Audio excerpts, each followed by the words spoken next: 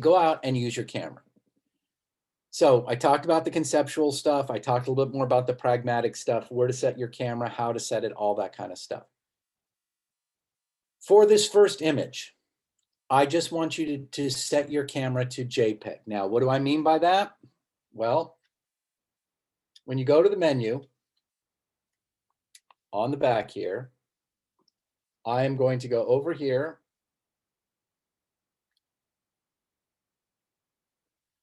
As I go up to the camera, it's going to say image quality. I'm going to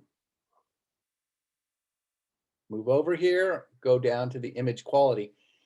And as you can see right now, it's just saying norm. That's not a guy's name. That means normal. If I click the OK, I will get this, and you'll see it says NEF or RAW. This is a Nikon. NEF is Nikon electronic format. Canon will say something else. I forget what it says. So this is saying NEF RAW plus JPEG. I don't want to shoot RAW right now. I'm going to ask you to shoot RAW for the next assignments. But for right now, go back to this. What I'd like you to find is JPEG normal or JPEG fine and hit OK. Oops. Okay. So that's what I would like you to set up, the image quality. I want you to shoot these in JPEG, not RAW. We're not gonna fuss over them too much. I want you to get that. Now, if you see the white balance, again, let's see where my white balance is on my camera here.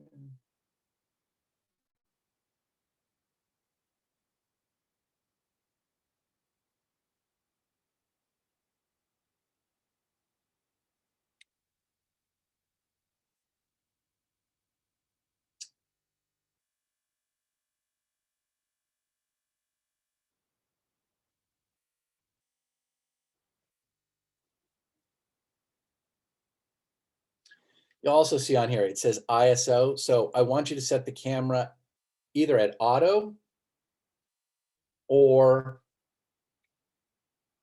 so right now it's set at auto. If I go over here, it will show me the different ISO settings. You can set it at auto, 100 or 200. So that is on there. Where is white balance on this camera? I'm just missing it somewhere.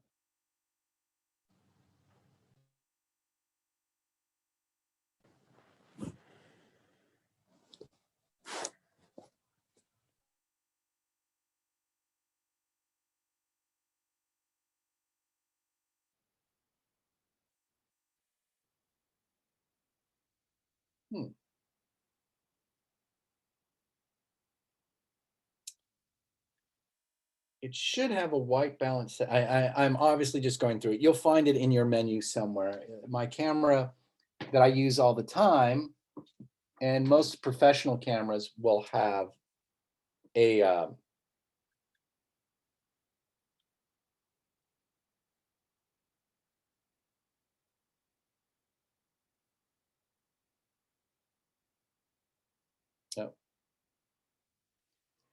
mine is right here. Since, and maybe I should look at that. Depending on what mode you're in, sometimes, so right now I can't set the white balance because of the mode I have the camera set in. But if I were to change the mode,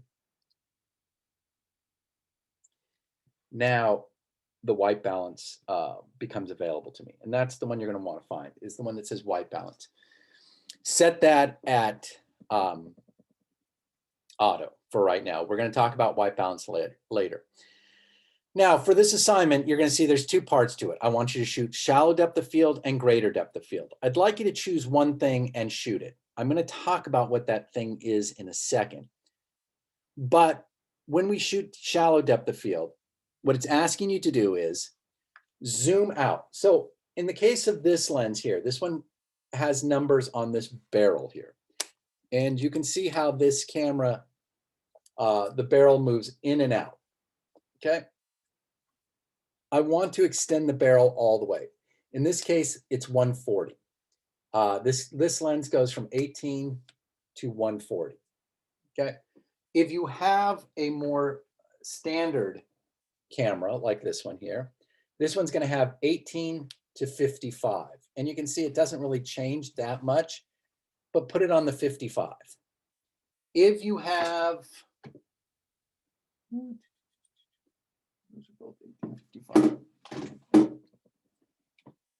this one here goes to 300. You don't have to extend it all the way out, but 100, 200 would be great.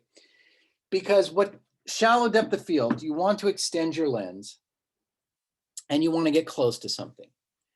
And you want to focus on it and make sure that the aperture and the shutter work together. Now, in this case, I'm going to ask you to use aperture priority. Set your camera to AV and then change the focal length of your lens and then set to a wide aperture, 5, 6, 4, somewhere around there. Focus, make sure that you focus. Either you have it on autofocus, or when we look at these cameras, this changes the focal length of the lens. So this big barrel here. To change the focusing is to move this out here.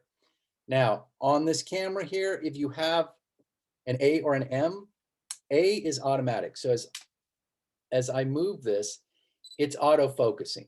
If I move it to manual, so I was pressing the shutter release button down halfway, but if I have it on A, it's going to be hard to move because the gears are engaged. So you can, but don't, just take your camera off of auto. And when you turn it to manual, you can see that it's much easier to move the lens. So, depending on how close you are to something, you may have to change the focal length manually. Now, again, the more expensive cameras, I can't move the outside. It has a little focusing ring here closer. So again, knowing your equipment, knowing which camera you have, knowing how it works, all that sort of thing is important. And this lens is acting bizarre.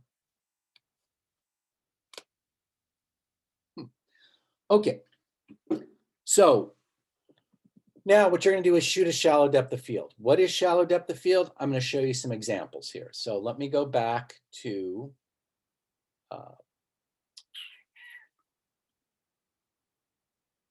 the camera module, shallow depth of field examples.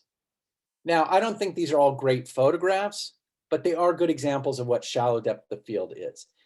This one's not bad.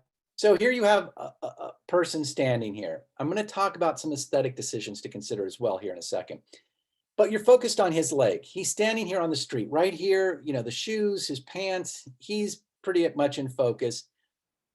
But the street and everything is out of focus. You get the idea that there's lights and the street, if the ground were wet, you'd think it was raining.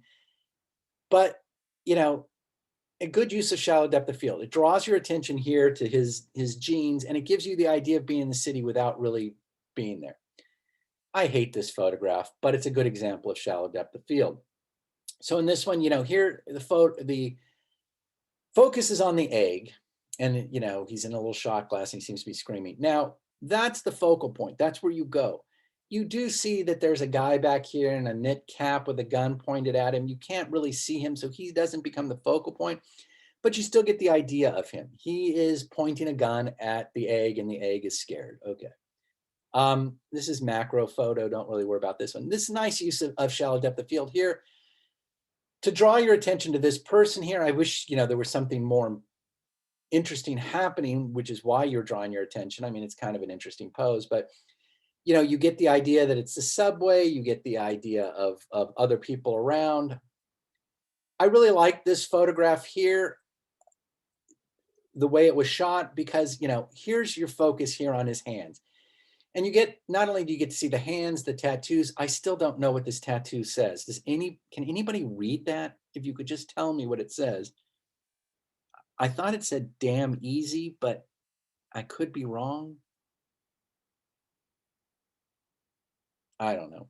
But I like the way they use the camera. I like you know, the focus on the tattoos here, even the red armband. I don't know whether he just got out of the hospital or he's at some, you know, show somewhere. But here in the background, you see that it's a guy, again, a knit cap. You sort of get an idea of who he is. You even see the shirt that he's wearing, if you know who that is. Is that Jay-Z? No, I don't know who that is back there. But, you know, it all sets sort of the tone for the image. Again, a very close-up macro photo. This one, again, nice here, you know, this little sphere, but you can really see the depth of field. Out of focus, in focus, out of focus, and how that runs right across there. Nice use of depth of field here, where you get a close-up of the face and the depth of field falls off as you move back. You know, you still get the idea that she's laying here, that there's plants, or she's in a field. You even see the horizon back here. She's wearing white shoes and a sort of shortish dress. You can see her legs.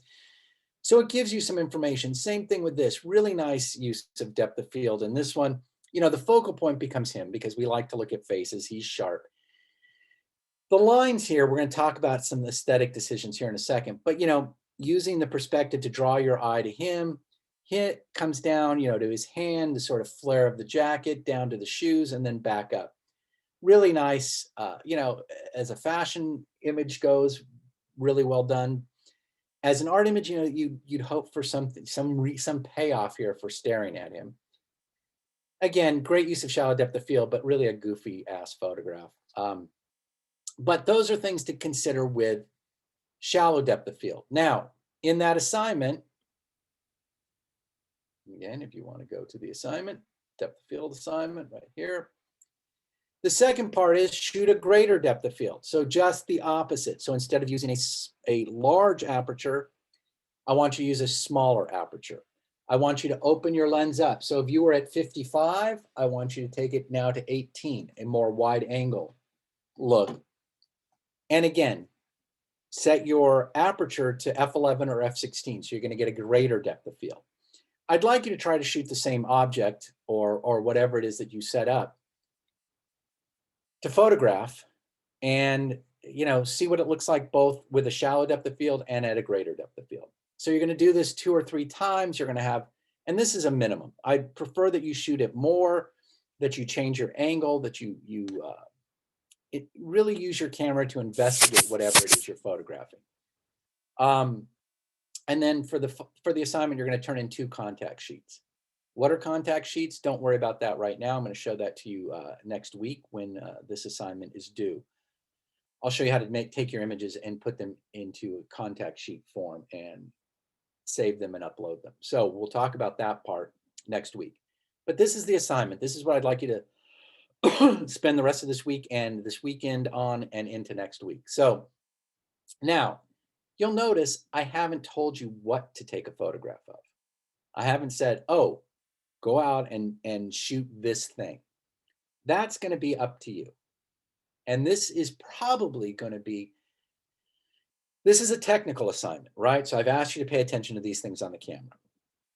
But this is also about you making interesting photographs. Find something interesting to make a photograph of. What I don't want you to do is go, oh, well, I'm going to grab this stapler here. I'm going to set it on a table and I'm just going to photograph the stapler. That is a boring photograph.